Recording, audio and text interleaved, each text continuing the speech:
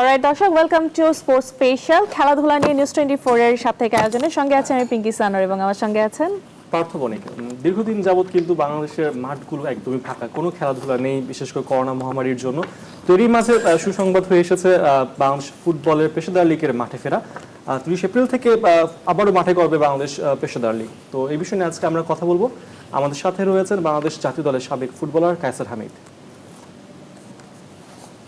কায়সার, আপনাকে স্বাগত। কেমন আছেন? এবং যেহেতু 30 এপ্রিল থেকে শুরু হচ্ছে, আবারও স্থগিত হয়ে থাকা প্রিমিয়ার লিগ শুরু হচ্ছে, তো কি মনে করছেন খেলোয়াড়দের জন্য কতটা এটা আসলে বড় পাওয়া? ধন্যবাদ। আলহামদুলিল্লাহ ভালো আছি। আশা করি যারা আমার অনুষ্ঠান দেখছেন লাইভে সবাই ভালো আছেন, আর যারা হয়তো অসুস্থ আছেন তাদের জন্য আমার দোয়া রইল। কারণ এখন খুবই মহামারীর সময়, আপনারা দেখতে পাচ্ছেন যে সংক্রমণের হারও দিন দিন বাড়ছে, মৃত্যুর হারও বাড়ছে। কাজে এটা দোয়া করা ছাড়া কোনো সেকেন্ড কোনো অপশন নেই। তো আসলে দীর্ঘদিন পর আবার লিগ শুরু হচ্ছে, এটা সত্যি কথা যে এটা খেলোয়াড়দের জন্য একটা সুখবর, এটা সত্যি কথা। কিন্তু এই অবস্থায় যে এই যে খেলাটা হচ্ছে, এটা আমাদের খুব সতর্ক থাকা প্রয়োজন। তাই আমি যতটুকু জানি যে স্টেডিয়ামে তো এমনি লোক হয় না, তো স্বাস্থ্যবিধি মেনে চলে যেভাবে শুরু করতে চাচ্ছে, এটা কতটুকু এফেক্টিভ হবে আমি তো আমার ঠিক এই মুহূর্তে বলতে পারছি না। কারণ যদি দর্শক না থাকে মাঠে, তাহলে খেলোয়াড়দের অনেক সতর্কভাবে খেলতে হবে, কারণ অনেক টিমের প্র্যাকটিস চলছে। এখন যেই নতুন ভাবে যেই কোভিড সেকেন্ড ওয়েভটা সেটা আক্রান্ত হচ্ছে, সেটা অনেক সময় দেখা যাচ্ছে জ্বরেরও কোনো লক্ষণ নেই বা শারীরিক কোনো লক্ষণ নেই, হঠাৎ করে লাঞ্চ বা শ্বাস প্রশ্বাস বন্ধ হয়ে যাচ্ছে বা অন্যরকম এফেক্টেড। তো এই জন্য আমাদের সেভাবে সতর্ক থাকতে হবে যে একটা প্লেয়ারের যদি কোভিড থাকে, আক্রান্ত থাকে বা একজন দুজনের থাকে, তাহলে তাদের থেকে কিন্তু ছড়িয়ে যাওয়ার সম্ভাবনা রয়েছে অন্যান্য প্লেয়ারদের। তো সেভাবে সতর্ক থেকে যদি লিগটি চালু করা যায়, আমার মনে হয় যে মানে করতে পারে, আমার এতে কোনো আপত্তি নেই। না কায়সার ভাই, আসলে দেখা যাচ্ছে যে ফুটবল ফেডারেশন কিন্তু লিগগুলো চালানোর জন্য যথেষ্ট ইনিশিয়েটিভস নিচ্ছে তারা সেফটির জন্য প্লেয়ারদের। আমরা যদি দেখি এর আগের মৌসুমে কিন্তু একদম মিডলে গিয়ে কিন্তু একদম শুরুর দিকে আমি বলবো 6টা ম্যাচ পরে কিন্তু লিগ সাসপেন্ডেড হয়ে যায়, এর জন্য কিন্তু আসলে ফুটবলার অনেক বেশি ক্ষতিগ্রস্ত হন। তো ওই কথা চিন্তা করেই হয়তো এবার লিগটাকে চালিয়ে যাওয়ার একটা ডিসিশন এসেছে। এই ক্ষেত্রে আপনি যেটা বলছেন সেটা তো অবশ্যই চিন্তার বিষয়, কিন্তু এর মধ্যে আমি যদি বলি যে দর্শক শূন্য গ্যালারিতে আসলে লিগটা আপনি কিভাবে দেখছেন? কারণ সামনে কিন্তু জুনে, পার্থ আমরা কিন্তু এটা নিয়ে কথা বলছিলাম, জুনে কিন্তু আসলে ওয়ার্ল্ড কাপ বাছাই পর্বের খেলাও আছে, সেখানে ন্যাশনাল টিমের বেশিরভাগ প্লেয়ারাই কিন্তু খেলে থাকেন বড় বড় ক্লাবগুলোতে। এক্ষেত্রে আপনি কি বলবেন? আসলে আপনি দেখবেন যে সেই 80 এবং 90 দর্শকে যখন আমরা খেলাধুলা করতাম, সে সময় যেরকম একটা উপচে পড়ার দর্শক ছিল, সেই এরকম তো দর্শক হয় না লিগের খেলাগুলিতে। আপনি লক্ষ্য করবেন যে স্টেডিয়ামে ফাঁকাই পড়ে থাকে। কাজে এখানে ইজিলি হয়তো মানে স্বাস্থ্যবিধি মেনে চলে, সেখানে যদি যে অল্প সংখ্যক দর্শকই আসে, তারা কিন্তু সেভাবে খেলা দেখতে পায়, সমস্যা নেই। কিন্তু কারণ এমনিতে তো লিগ হয় না, আপনার খেয়াল করে দেখবেন লিগে তো তেমন কোনো দর্শক হয় না, 2-1টি ম্যাচ ছাড়া। তো এটা আমার মনে হয় যে বন্ধ রেখে তো কোনো লাভ হচ্ছে না, খেলাধুলা আরো পিছিয়ে যাচ্ছে। এমনি আমরা অনেক পিছিয়ে রয়েছি, ফিফা র্যাঙ্কিং এ আমরা অনেক পিছিয়ে রয়েছি। আমরা মানে ফুটবলটি দিন দিন পিছিয়ে যাচ্ছে, সেই ফুটবলে তো সেই জৌলুস নেই। তো এই জন্য এই কারণে ফুটবল থেকে সামনের দিকে এগিয়ে যাওয়ার জন্য আমার মনে হয় যে খেলাধুলা থাকতে হবে, যে কোনো ভাবেই হোক মাঠে গড়াতে হবে বলে আমি মনে করি। কায়সার ভাই, আমরা তো এখন যেটা দেখছি যে এই পরিস্থিতিতে বাংলাদেশের ফুটবল কখনো যায়নি। গত বছর যেটা দেখেছি যে প্রিমিয়ার লিগ সাসপেন্ড হয়ে গিয়েছে, এবার সেটাকে আমরা আবারও শুরু করছি এই করোনার মধ্যেই, যে যখন কিনা সেকেন্ড ওয়েভ চলছে, যেটা আপনি একটু আগে বলেন। আপনার কি মনে হয় যে আমাদের যে ক্লাবগুলো রয়েছে, সেই ক্লাবগুলো কতটা সক্ষমতা রয়েছে প্লেয়ারদের স্বাস্থ্যবিধি নিশ্চিত করার ব্যাপারে? না, আমি তো মোহামেডানের বেশ কয়েকটা ট্যাক্সি স্টেশনে গিয়েছি এবং আমি বসুন্ধরা কিংস এর প্র্যাকটিস দেখেছি, আবার শেখ জামাল প্র্যাকটিস মাঠে আমি গিয়েছি। সেখানে দেখেছি যে মানে প্র্যাকটিস চলছে, 2-1টা টিম ছাড়া। আমার মনে হয় যে বেশ কিছু দল এর মধ্যে মনে হয় যে অবজেকশন দিয়েছে, তারা হয়তো প্লেয়ারদের ছুটি দিয়ে দিয়েছিল, আবার হঠাৎ করে লিগ শুরু হচ্ছে, তাদেরকে গুছিয়ে প্র্যাকটিস করে তারা হয়তো সেই পারফরমেন্সে হয়তো খেলতে পারবে না। কিন্তু বেশিরভাগ টিম দেখা গেছে যে এখনো তারা প্র্যাকটিসের মধ্যে আছে, মানে সেরকম কোভিডের মধ্যে তারা প্র্যাকটিস করছে। আপনাদের মানে আমরা নিউজের মাধ্যমে আমরা দেখেছি যে প্র্যাকটিস চলছে। তা আমার মনে হয় যে এইটা আমার তো একটু আগে যেটা আমি বলেছি যে শুরু করা যায়, কিন্তু সেরকম ভাবে দর্শক যদি স্বাস্থ্যবিধি মেনে চলে, তাহলে আমার মনে হয় যে এটা এমনিতে দর্শক হয় না, তাহলে আর এটা অটোমেটিকলি এটা তো ছড়ানোর আশঙ্কা তো খুব একটা নাই বলে আমি মনে হয়। এমনি কায়সার ভাই আমরা যদি বাইরের লিগগুলো দেখি সেখানেও কিন্তু ক্লোজ ডোর ম্যাচই হচ্ছে, লিগগুলো কিন্তু সেভাবেই চালানো হচ্ছে, দর্শকহীন স্টেডিয়ামে কিন্তু আসলে খেলছে প্লেয়াররা। হ্যাঁ, তা তো অবশ্যই আমরা তো দেখতে পাচ্ছি দর্শকহীন স্টেডিয়ামে, কিন্তু তা আমি বলছি যে লিগগুলিতে তো এমনি দর্শক হয় না, ওই দর্শক শূন্যই তো স্টেডিয়াম থাকে। জি। আমরা যে সময় খেলতাম, আমি সেই কারণে কম্পেয়ারিং টু সেই সময়ের কথা বলছি, এবং 90 দশকের শেষ পর্যন্ত ফুটবলে অত্যন্ত দর্শক হইতো, সাংঘাতিক দর্শক হইতো স্টেডিয়ামে। সেই সময় যদি এরকম কোভিড বা এরকম যদি মহামারী থাকতো, তাহলে তো এটা মারাত্মক ভাবে ছড়িয়ে যেত, কিন্তু এখন তো স্টেডিয়ামে সেরকম দর্শক হয় না। তো দর্শক না হলে সেটা কন্ট্রোল করা সম্ভব যদি স্বাস্থ্যবিধি মেনে চলে, দর্শকরা যদি বেশ কিছু ধরেন 3 ফিট বা 5 ফিট দূরত্ব মেনটেন করে বসে, তাহলে কোনো সমস্যা নেই। এটা তার প্রত্যেকটা খেলা তার উপচে পড়া দর্শক হয় না এরকম। তবে তাহলে কায়সার কোনো ভাই সমস্যা আরেকটা নেই। কথা একটু যুক্ত করব যে আসলে আপনি বলছেন যে এমনিতেই দর্শক হয় না, আমরা যদি আরো 4-5 বছর আগে দেখি সেই তুলনায় কিন্তু এখন আস্তে আস্তে আসলে দর্শক বাড়ছে।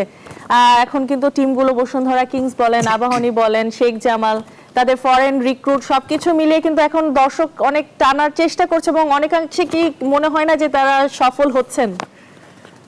না, দর্শক মানে কিছুটা বাড়ছে। আমি বলবো যে মফস্বলে কিন্তু দর্শক হয়, এটা কোনো সন্দেহ নাই। এটা আমি ইয়ে করবো না, মানে বাংলাদেশের মানুষের প্রিয় খেলা ফুটবল, এটা সত্যি কথা। এবং মফস্বলে যখন আমি যেখানে যাই, সেখানে অনেক জায়গায় এর মধ্যেও গিয়েছি কোভিডে, আমি মানে চলাকালীন অবস্থা বেশ অনেক খেলাধুলা আমি গেছি, বিভিন্ন ডিস্ট্রিক্টে গেছি, সেখানে কিন্তু উপচে পড়া মানুষ থাকে। দর্শক কিন্তু স্টেডিয়াম মানে ঢাকার বাইরে থাকে, কিন্তু আমি Dhaka, I am just talking about Dhaka stadium. Dhaka স্টেডিয়ামে খেলা হলে আপনি সেখানে কিন্তু দর্শক দর্শক খুব পাওয়া একটা খুব মুশকিল, পাওয়া যায় না। তো কাছে ঢাকার বাইরে সেক্ষেত্রে যদি যখন- আমরা আপনার কাছে প্রশ্ন থাকে যে যেহেতু প্রিমিয়ার লিগ থেকে একটা বড় আয়ের উৎস আসে বাফুফেতে, বা খেলোয়াড়ও এখান থেকে আয় রোজগার করেন, বড় অঙ্কের একটা টাকা পান পুরো মৌসুমের জন্য, সেই ক্ষেত্রে আর্থিক দিক বিবেচনায় প্রিমিয়ার লিগ চালু করার জন্য তো আসলে বাফুফের উপর একটা চাপ ছিল। হ্যাঁ, এটাও তো একটা মানে পয়েন্ট অবশ্যই, যে বাফুফে চাচ্ছে। এখন এটা লিগ বন্ধ রেখে তো মানে কোনো একটা বেনিফিট হবে বলে মনে হয় না। লিগ বন্ধ রাখলে যে কোভিড এর যেই ইয়েটা আছে, মানে সংক্রমণ যে ছড়ানো বন্ধ হয়ে যাবে তা তো না। তবে মফস্বল সরকারিতে যেসব খেলা হয় out of city, out of Dhaka, সেখানে খেয়াল রাখতে হবে সেখানে যে যাতে করে মানুষ স্বাস্থ্যবিধি মেনে চলে যাতে স্টেডিয়ামে আসে, এবং একটা দর্শকের থেকে আরেকটা দর্শকের যাতে দূরত্ব থাকে, এবং সেভাবে যদি গেট মেনটেন করা যায় যে আপনার স্বল্প সংখ্যক দর্শকের উপস্থিতিতে খেলা হবে, তাহলে আমার মনে হয় এটা চালু করা যেতে পারে। এটা তো বিশ্ব তেমন কোনো ফুটবলের সমস্যা নেই। যে অবস্থা এখন চলছে আমরা দেখতে পাচ্ছি কায়সার ভাই, যে ভারতে আইপিএল চলছে, যদি ক্রিকেটের কথাও বাদ দিই, বিভিন্ন দেশে ঘরোয়া লিগগুলো চলছে, ইউরোপিয়ান লিগও চলছে। তো সেই ক্ষেত্রে আসলে বাংলাদেশের পিছিয়ে থাকে, অনেকে বলছে বাংলাদেশে যে অবস্থা এখন রয়েছে, মৃত্যু হার একটা পর্যায়ে 100 কাছাকাছি যাচ্ছে প্রতিদিন, সেখানে প্রিমিয়ার লিগ শুরু করা উচিত নয়। আবার আরেকটা দল বলছে যেহেতু বৈশ্বিকভাবে আমরা দেখতে পাচ্ছি ফুটবল চালু রয়েছে, সেক্ষেত্রে বাংলাদেশেও পিছিয়ে থাকা উচিত নয়। কোন পক্ষটা আসলে যুক্তি দিক থেকে আপনার মনে হয় ঠিক আছে? আসলে এখন এই মুহূর্তে বলা মুশকিল, কারণ মানে মৃত্যুর হার যেহেতু আসলে অনেক কমে এসেছিল আমাদের দেশে, সেকেন্ড ওয়েভে বেশ বেড়ে গেছে। তো আমি বলবো যে লোক সংখ্যার তুলনায় আমাদের যে বাংলাদেশের যে লোক সংখ্যা, যে ঘনবসতি, এই তুলনায় কিন্তু 100 মৃত্যু এটা কোনো ব্যাপারই না। 100 মৃত্যু কিন্তু অন্যান্য অসুস্থতায় মানুষ মারা যাচ্ছে। মানে কোভিড যদি নাও হয়, দেখা গেছে অন্যান্য স্ট্রোকে মারা যায়, শ্বাসকষ্টে মারা যায়, হয়তো মুমূর্ষ যেসব মানুষগুলি আছে যারা বিভিন্নভাবে রোগ আক্রান্ত, তাদের যদি কোভিড হয় দেখা গেছে তারা মারা যাচ্ছে। এটা কিন্তু কোভিডের কারণেও না, দেখা গেছে কোভিডের কারণে হয়তো 20% লোক মারা যাচ্ছে, কিন্তু 80% মানুষ হইলো বিভিন্ন রোগে এফেক্টেড মানুষ। এরা মানে কোভিড আক্রান্ত হলেও হয়তো মারা যেত, এবং না হলে মারা যাবে, এই অবস্থায় মূর্ছ অবস্থায় অনেকেই মারা যাচ্ছে। কারণ এখন আমার মনে হয় যে বাইরের দেশে আমরা দেখেছি যে তারা দর্শকবিহীন ভাবে খেলা যখন চালাচ্ছে, এখন সেখানে সেই ব্যবস্থা করতে পারে ফেডারেশন যে দর্শক শূন্য স্টেডিয়ামে হোক। আর যদি দর্শক এলাও করে, যেসব অনেক দৃষ্টিকে দেখা যাচ্ছে প্রচুর দর্শক হয়, সেখানে সীমিত আকারে স্টেডিয়ামের একটা হিসাব নিকাশ করে যে যদি 3 ফিট বা 4 ফিট ডিস্টেন্সে বসা যায়, তাহলে কতটুকু দর্শক নেওয়া যেতে পারে সেটা সেভাবে করা যায়। সেটাই কায়সার ভাই। আগামীকাল বাফুফের সিনিয়র সহসভাপতি সালাম মুর্শিদি তিনি সংবাদ সম্মেলন ডেকেছেন, হয়তো কালকে আমরা ফিকচারটা পেয়ে যাব। আপনাকে অনেক ধন্যবাদ আমাদের সাথে যুক্ত থাকার জন্য। আচ্ছা, ধন্যবাদ। পার্থ, ছোট একটি ব্রেকের সময় চলে এসেছে, একটা ব্রেক অবশ্যই। নিতেই হচ্ছে। দর্শকের পর জানিয়েছি ছোট্ট একটি বিরতি, এসে কিন্তু চ্যাম্পিয়ন্স লিগ নিয়ে কথা হবে, সো কোথাও যাবে না, সাথেই থাকুন।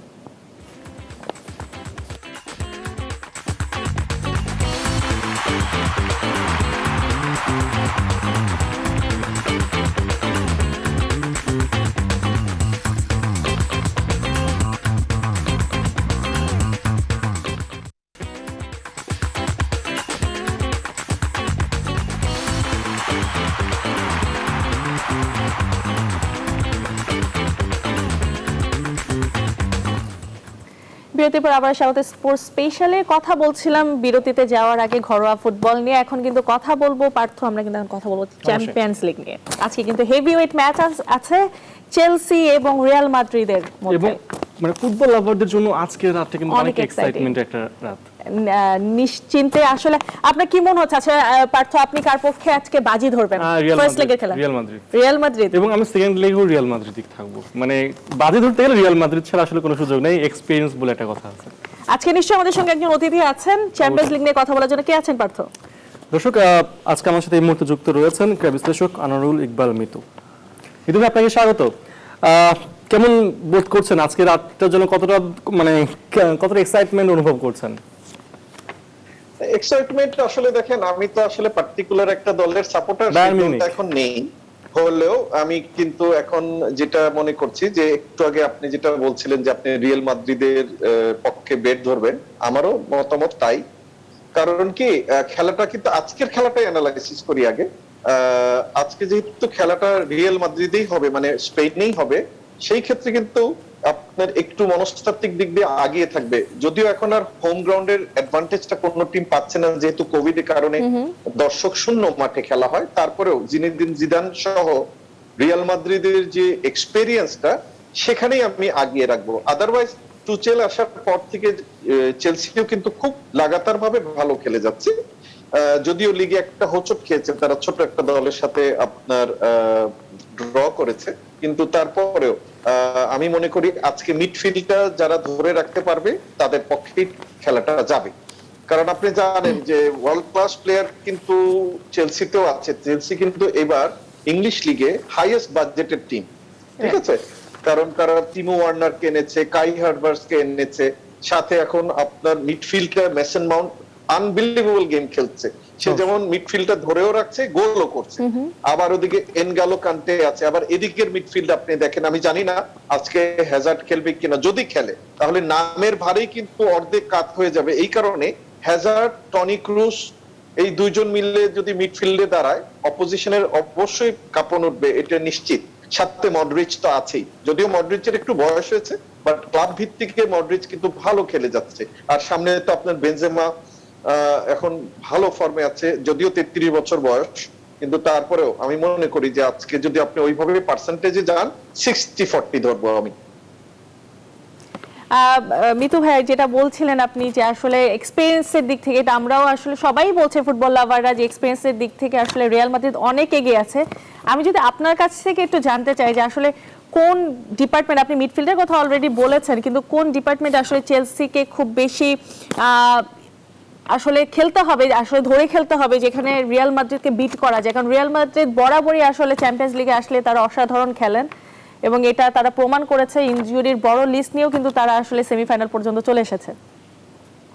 আচ্ছা বলি, আসলে দেখেন, এবারে কিন্তু হাইয়েস্ট পেমেন্ট পেয়েছিল কাই হারভার্টস, মানে তাকে 75 মিলিয়ন ইউরো দিয়ে নিয়ে এসেছিল, পাউন্ড দিয়ে নিয়ে এসেছিল চেলসি। কিন্তু সেই পরিমাণে মাপের মতো কিন্তু কাই হারভার্টস খেলতে পারছে না, এবং টিমো ওয়ার্নারও না, ঠিক আছে? এই দুই জায়গা যদি ওরা আজকে ভালো করে, তাহলে কিন্তু ওদেরকে হারানো ডিফিকাল্ট হবে। আমি বারবার বলছি, কারণ বিগ বাজেটের টিম কিন্তু চেলসিও, ঠিক আছে? ইয়েস, তাদের কিন্তু চ্যাম্পিয়ন্স লিগে ওরকম দাপটও নেই, ট্র্যাডিশনও নেই, বাট এটা তো ফুটবল, আপনি জানেন। যখন কোনো কিছু, আগে যেমন আমরা শুধু ক্রিকেটকে বলতাম অনিশ্চিততার খেলা, এখন কিন্তু ফুটবলও কিন্তু চমক দেখতে পাচ্ছেন আপনি। পোর্টো দেখেন, পোর্টো এমন একটা দল, তার পুরা বাজেটেও একটা প্লেয়ার হয় আপনার রিয়াল মাদ্রিদের, তারপরেও কিন্তু তারা এত দূর চলে এসেছিল। সো কোনোটা একদম উড়িয়ে দেওয়া যাবে না, কারণ চেলসি কিন্তু ছোট টিম না, চেলসি বড় টিম। ইয়েস, ট্র্যাডিশনের দিক থেকে আপনার পিছানো, বাট যে কোনো টিমের জন্য তারা কিন্তু ভয়ঙ্কর, কারণ তাদের মিডফিল্ড বলেন, তাদের গোলকিপিং বলেন, তাদের ফরওয়ার্ড বলেন, তিনোটা ডিপার্টমেন্টই কিন্তু যথেষ্ট স্ট্রং, সাথে কিন্তু রিয়াল মাদ্রিদও স্ট্রং। যেদিকে আমরা রিয়াল মাদ্রিদকে আগিয়ে রাখলাম সেটা হচ্ছে এক্সপেরিয়েন্স, এবং জিনেদিন জিদান প্লেয়ার কাম ম্যানেজার কিন্তু, এবং সে কিন্তু পালস বোঝে একটা প্লেয়ারের কিন্তু কিরকম পালস, এবং জিনেদিন জিদানের যে ডেডিকেশন মানে টুয়ার্ডস রিয়াল মাদ্রিদ, মানে ভিতর থেকে যেটা আসছে। মনে রাখবেন মানুষ কিন্তু দুটো জিনিস দিয়ে কাজ করে, একটা ব্রেন দিয়ে, একটা হার্ট দিয়ে, ঠিক আছে? দুটো জিনিসের কথা শুনতে হয়, ব্রেন অথবা হার্ট। জিনেদিন জিদান কিন্তু হার্ট দিয়ে চলে, তো সুতরাং ওর আবেগটা বেশি, আমি যেটা বুঝাতে পারলাম কিনা। আর টুশেল অন্যান্য কোচ কিন্তু তারা প্রফেশনাল, তারা প্রফেশনালিজম দিয়ে খেলবে, তো এইখানেই আপনার তারতম্যটা হবে, যেটা আমার বারবার আমি বলছি। আর আসলে আজকে কিন্তু পার্থ দুই কোচেরও খেলা, আজকে কিন্তু দুই মাস্টার মাইন্ডের খেলা। আপনি বলছিলেন টমাস টুখেলের কথা, এদিকে জিনেদিন জিদানের কথা। টমাস টুখেল কিন্তু আসলে চেলসি দায়িত্ব নিয়ে বলেছিল যে তারা এমন একটা দলে পরিণত হবে যার এগেইনস্টে কোনো টিম খেলতে চাবে না, খেলতে ভয় পাবে। অবশ্যই টমাস টুখেল কিন্তু আসলে এই চ্যাম্পিয়ন্স লিগ শিরোপার জন্য দীর্ঘদিন অপেক্ষা রয়েছে। পিএসজির সাথে তার যে আসলে সম্পর্ক সেটটা হয় সেটাও কিন্তু খুব সুখকর ছিল না। তো টমাস টুখেলের জন্য এই ম্যাচটা আসলে অনেক বড় একটা পরীক্ষার মঞ্চ। কিন্তু আপনি আমাদের সাথে থাকুন, আমরা দেখে আসি আজকের ম্যাচ প্রিভিউটা। ইউএফএ চ্যাম্পিয়ন্স লিগের সেমিফাইনালে চেলসির বিপক্ষে মাঠে নামার আগে শেষবারের মতো নিজেদের ঝালিয়ে নিয়েছেন বেনজামা, হ্যাজার্ড, মদ্রিচ, ক্রুজরা। ঘরের মাঠে প্রথম লেগে মাঠে নামার আগে বাড়তি চাপ রয়েছে গ্যালাকটিকোদের কোচ জিদানের ওপর, কেননা কোচ হিসেবে কখনোই টুখেলের বিপক্ষে জয়ের দেখা পাননি তিনি, বরং মোট 4 বার দেখায় হেরেছেন এক ম্যাচ। তবে ম্যাচের আগে জিদানের জন্য সুখবর হয়ে এসেছে লম্বা ইনজুরিতে থাকা হ্যাজার্ডের ফেরা। শক্তিমত্তার বিচারে চেলসিকে কঠিন প্রতিপক্ষই মানছেন জিদান। ফাইনালের টিকিট পেতে হলে যে নিজেদের সেরাটাই উজাড় করে দিতে হবে, ম্যাচের আগে অকপটতা জানিয়ে দিলেন এই ফরাসি কোচ। চেলসি একটি পরিপূর্ণ দল, তাদের আক্রমণ ও রক্ষণভাগ দুটোই দুর্দান্ত। আমাদের প্রতিটি মুহূর্তে সতর্ক থাকতে হবে, রক্ষণভাগ সামলানোর পাশাপাশি আমার গোলের সুযোগ তৈরির চেষ্টা চালিয়ে যেতে হবে। তাদের হারাতে হলে মাঠে সবার সেরাটা উজাড় করে দিতে হবে। আমরাও প্রস্তুত রয়েছি, আশা করি মাঠে ছেলেরা ভালো করবে। এদিকে থমাস টুখেলের অধীনে দারুণ ছন্দে রয়েছে চেলসি। তিনিই প্রথম কোচ যার অধীনে প্রথম 10 ম্যাচে অপরাজিত ছিল দ্য ব্লুজরা। পাশাপাশি টুখেলের ডেরায় টানা 17 ম্যাচে ক্লিন শিট ধরে রাখার রেকর্ডও রয়েছে ইংলিশ জায়ান্টদের। চ্যাম্পিয়ন্স লিগেও পারফরমেন্স গ্রাফ বেশ উপরেই রেখেছে টুখেলের শিষ্যরা। চলতি আসরে মোটে 3টি গোল হজম করেছে চেলসি, আর তাই তো সেমির জন্য নিজেদের যোগ্য দল হিসেবেই দেখছেন চেলসি বস। রিয়াল মাদ্রিদ অবশ্যই যোগ্য দল হিসেবে সেমিতে এসেছে। আমি মনে করি চেলসিও সেমির পাশাপাশি ফাইনাল খেলার যোগ্য। ছেলেরা মাঠে দারুণ আত্মবিশ্বাসী। রিয়ালের বিপক্ষে মাঠে নামার জন্য তারা মুখিয়ে আছে। আশা করছি মাঠের ফলাফল ইতিবাচক হবে। আগামী 6 মে স্ট্যামফোর্ড ব্রিজে সেমির দ্বিতীয় লেগে মুখোমুখি হবে এই দুই দল। তৌহিদুল ইসলাম, নিউজ 24। মিতু ভাই, যেটা দেখছিলাম যে টমাস টুখেলের বিপক্ষে জিদান 4 বার খেলেছে, কিন্তু মাত্র মানে কোনোবারই আসলে জিততে পারেনি, একবার তো হেরেই বসেছিল। তো সেক্ষেত্রে আপনার কি মনে হয় যে টুখেলের এরকম পারফরমেন্সের পেছনে কি পিএসজি বড় একটা ভূমিকা ছিল? আজকে কি জিদান চেলসি দেখেই একটু এগিয়ে থাকবেন কিনা? দেখেন, এই হিস্ট্রিতে কিন্তু এরা যাবে না, এরা কিন্তু সবসময় it's a new ball game, প্রত্যেকদিন একটা খেলা হবে, সেটা নতুন। আপনি যদি পিছনেরটা ধরে বসে থাকেন তাহলে তো আমি রেজাল্ট বলেই দিচ্ছি যে টুচেল জিতে যাবে, এটা তো বলতে পারবেন না, পারবেন কি? আসলে এটা হয় না। আমরা এটা হিসাব রাখি, কিন্তু স্ট্যাটিস্টিক্স সবসময় কিন্তু খেলার আসল পয়েন্টটা বলতে পারে না। খেলা অনেক সময় দেখবেন একচেটি এক দল খেলে গেছে, কিন্তু হঠাৎ করে লাস্ট মোমেন্টে গোলকে বাদ করে গেছে। তো স্ট্যাটিস্টিক্স আমরা না যাই, বাট রিয়াল মাদ্রিদ যেটা মেইন সমস্যা হবে, যেমন রামোসের ইনজুরিটা এবং পরে আবার সে আপনার করোনায় আক্রান্ত হয়ে রামোস উইল বি মিসিং, এইসব ক্ষেত্রে কিন্তু মানে বড় প্লেয়ার প্লাস এক্সপেরিয়েন্স প্লেয়ারের দরকার। মানে সেমিফাইনাল ফাইনালে আপনি যখন একটা ভাইটাল প্লেয়ার থাকে না, সেই জিনিসটা কিন্তু ভোগায়। তারপরেও আপনি দেখবেন রিয়াল মাদ্রিদ যে অন্য খেলাগুলো খেলেছে উইদাউট রামোস, লিভারপুল কিন্তু আপনার সেকেন্ড লেগে যত ভালো খেলেছে কিন্তু গোল করতে পারেনি। দেয়ার ডিফেন্স ওয়াজ লাইক এনিথিং, একটা ওয়ালের মতোই দাঁড়িয়েছিল। তো সুতরাং ওই রামোসের কথাটা বাদ দিলে আমার মনে হয় আজকে খেলাটা জমজমাটি হবে। তবে মিতু ভাই, আপনি কিন্তু হ্যাজার্ডের কথা বলছিলেন। হ্যাজার্ড কিন্তু আসলে রিয়াল মাদ্রিদে আসার পরে খেলার সুযোগ কম পেয়েছে, মাঠের বাইরে বেশি ছিল ইনজুরির কারণে। লাস্ট ম্যাচে কিন্তু তিনি ফিরেছেন দীর্ঘদিন ইনজুরি কাটিয়ে, কিন্তু বেটিসের এগেনস্টে কিন্তু রিয়াল মাদ্রিদের পারফরমেন্স সন্তোষজনক ছিল না, গোল শূন্য ড্র হয়। সেক্ষেত্রে কতটা কনফিডেন্ট আসলে হ্যাজার্ড যদি আজকে খেলেন আপনার মনে হচ্ছে, এবং সাথে কর্তর ব্যাপারেও জানতে চাবো, কর্ত অনেকটা সেই কি মনে হচ্ছে কিনা? জি দেখেন, আসলে বড় খেলার ক্ষেত্রে এই বড় বড় প্লেয়ারকেই খেলানো উচিত আমি মনে করি, বাট হ্যাজার্ড কিন্তু সবসময় ইনজুরি প্রন প্লেয়ার। সে যখন চেলসিতে ছিল কিছুদিন পর পর কিন্তু আপনার ইনজুরিতে পড়েছে, যে কারণেই কিন্তু চেলসি তাকে ছেড়ে দিয়েছে। এবং রিয়াল মাদ্রিদে সে কিন্তু আজকে না, বেশ কতদিন যাবত থেকেই অ্যাবসেন্ট, 2টা গেম খেলে 3টা গেম মাত্র। এটা এখন টিমস ডিসিশন যে কেন আপনি হ্যাজার্ডকে নিলেন। হ্যাজার্ডকে না নিলেও চলতো, কিন্তু Hazard is a class player. সে যে তার দিনে কিন্তু হ্যাজার্ডকে আটকানো ভীষণ মুশকিল। অনেক সময় কিন্তু আমরা মনে করেছিলাম, আমি talking about 6 years back, 7 years back, মেসির মতো যদি কেউ থাকে তখন এই এডউইন হ্যাজার্ডকেই বলা হতো। তো সুতরাং এই ইস্যুগুলো আসে, বাট এখন এটা ওই মেডিকেল টিম বলতে পারবে যে সে কতখানি সুস্থ হয়েছে, কারণ সে আজকে কিন্তু পুরোটা আওয়ার ধরেই আপনার প্র্যাকটিস করেছে। এখন সেটা জিদান ঠিক করবে যে ফার্স্ট 11-এ থাকবে নাকি না বেঞ্চে বসাবে, এটা আমরা আমাদের দেখার বিষয়। সেক্ষেত্রে মিতু ভাই, আপনার কাছে কি মনে হচ্ছে যে চেলসির যেহেতু একটা চ্যালেঞ্জ রয়েছে, তারাও ঘরোয়া লিগে পারফর্ম করছে, এখন ইউরোপিয়ান পর্যায়ে দীর্ঘদিন পর তারা আসলে সেমিফাইনাল খেলবে, চেলসির জন্য কতটা চ্যালেঞ্জ থাকবে বা চাপ কতটা থাকবে, এবং এই ক্ষেত্রে তাদের কোনো একটা চমক দেখানোর কি সুযোগ আছে কিনা? আমি আরেকটা প্লেয়ারের কথা বলতে ভুলে গেছি, সেটা হচ্ছে চেলসি পুলিসিক। ও কিন্তু এখন আবার ফর্মের মধ্যে চলে আসছে, ঠিক আছে। সুতরাং আমি বলি চেলসি একটু এক্সাইটেডই থাকবে, কারণ এই লেভেলে মানে আপনার চ্যাম্পিয়ন্স লিগে খুব একটা সেমিফাইনাল ফাইনাল কিন্তু চেলসি খেলেনি। তারা কিন্তু চেষ্টা করবে আপ্রাণ যে তারা বিয়ন্ড সেমিফাইনাল যাওয়ার জন্য, এবং এই সুযোগটাই কাজে লাগানোর চেষ্টা করবে কিন্তু রিয়াল মাদ্রিদ, কারণ ওরা তো experience. They will be waiting যে চেলসি কি করে, ঠিক আছে। কারণ চেলসি তুচেল আসার পরে অবশ্যই একটা অর্গানাইজড টিমে পরিণত হয়েছে, নো ডাউট অ্যাবাউট দ্যাট। কিন্তু ওরা এই যে বললাম, আপনি খেয়াল করবেন কিছু কিছু দল, আমি এমনি ক্লাবের কথা বাদ দিই, কিছু কিছু দল যখন লম্বা লিগ খেলে ভালো করে না, কিন্তু ছোট ছোট টুর্নামেন্ট যখন খেলা হয় সে কিন্তু চ্যাম্পিয়ন হয়। অবশ্যই। তো এরকম কিন্তু অনেক জিনিস আছে, যেমন রিয়াল মাদ্রিদ 12-13 বার হয়ে গেছে, ও যদি এবারও হয় তাকে ধরা ছোঁয়ার মতো কেউ থাকবেও না। তার সেকেন্ড পজিশনে আছে লিভারপুল মাত্র 6 বার, ওয়ারেজ আপনি দেখেন রিয়াল মাদ্রিদ আপনার 12 বার।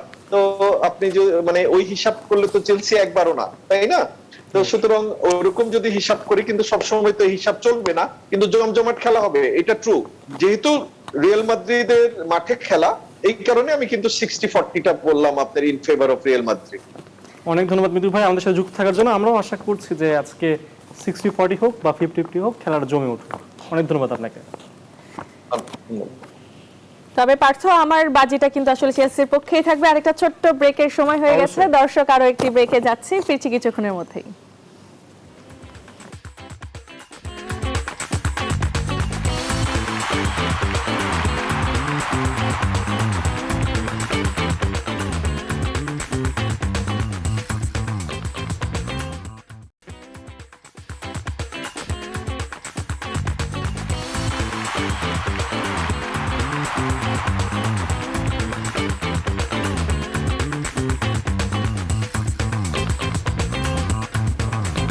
বিরতির পর আবারও স্বাগত, দেখছেন স্পোর্টস স্পেশাল। আমরা কথা বলছিলাম ফুটবল নিয়ে, তবে একটা জিনিস মনে রাখতে হবে, বাংলাদেশ দল ক্রিকেট দল কিন্তু এখন শ্রীলঙ্কায় আছে, যেখানে পরশুদিন সেকেন্ড টেস্টে মাঠে নামবে তারা, এবং ইতিমধ্যে কিন্তু তারা প্র্যাকটিস শুরু করে দিয়েছে গতকাল থেকে।